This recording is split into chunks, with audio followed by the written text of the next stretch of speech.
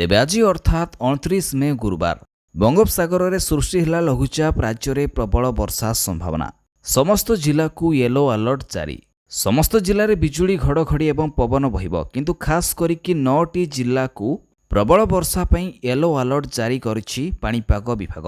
आउपर विशेषकर 4टी जिला को प्रबल अति प्रबल वर्षा पई ऑरेंज अलर्ट अर्थात कमला रंगर वार्निंग जारी करिछि भुवनेश्वर स्थित आंचलिक पाणीपाग विज्ञान केन्द्र।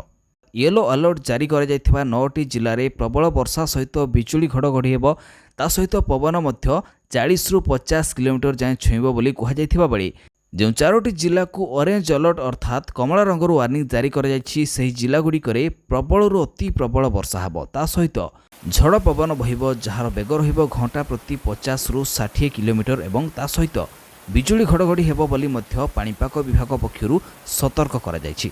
तेबे आज केउ जिला को सबु केउ रंगर वार्निंग जारी कर केउ जिलागुड़िक प्रबल वर्षा हेब एवं केउ जिलागुड़िक प्रबल अति प्रबल वर्षा हेब, एने संपूर्ण खबर जानियापई हेले वीडियो को शेष पर्यंत देखंतु। ता सहित चैनल को नुआ कर आसीथिले कवरेज ओडिया को सब्सक्राइब करने सहित नोटिफिकेशन को मध्य ऑन कर दियंतु। प्रतिदिन पाणीपाग संबंधी समस्त अपडेट तथ्य सबू जानि पारिबे। तेबे बड़ खबर कि ओडिशा छुईला मौसुमी। 10 दिन आगु ओडिशा रे पहुंची मौसुमी वायु। वर्तमान दक्षिण ओडिशार किछि जिले में मौसुमी स्पर्श करिथिबा बेले आउ किछि दिन भितरे समग्र ओडिशा को छुईब बोली अपडेट रे कहा जायछि।